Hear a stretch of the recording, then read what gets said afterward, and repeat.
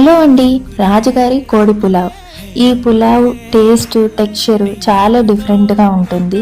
ఈ చిట్టి ముత్యాలతో చేసే ఈ పులావ్ టేస్ట్ మీకు నేను లాస్ట్లో చెప్తాను. ముందైతే 3 కప్పుల చిట్టి ముత్యాల రైస్ తీసుకోవాలి.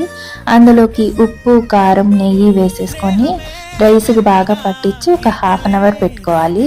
చికెన్లోకి ఉప్పు, పసుపు, కారం, అల్లం వెల్లుల్లి పేస్ట్ కలిపి ఇది కూడా ఒక హాఫ్ అన్ అవర్ పెట్టేసుకోవాలి.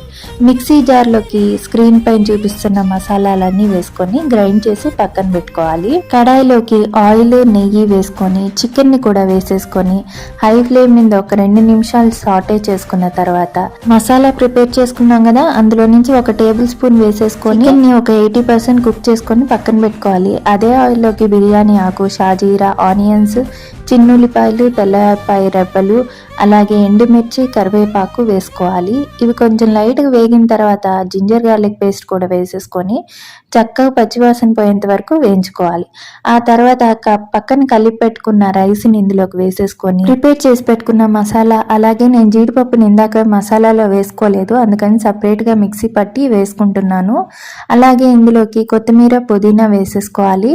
మంచిగా కలిపేసేసుకొని రైస్ మంచిగా సౌండ్ రావాలి మనకి ఆయిల్లో వేగినట్టు.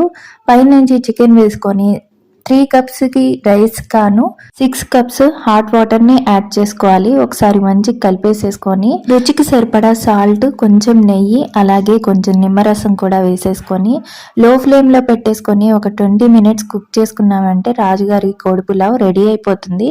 ఇది ఒక డిఫరెంట్ టేస్ట్లో ఉంటుందండి.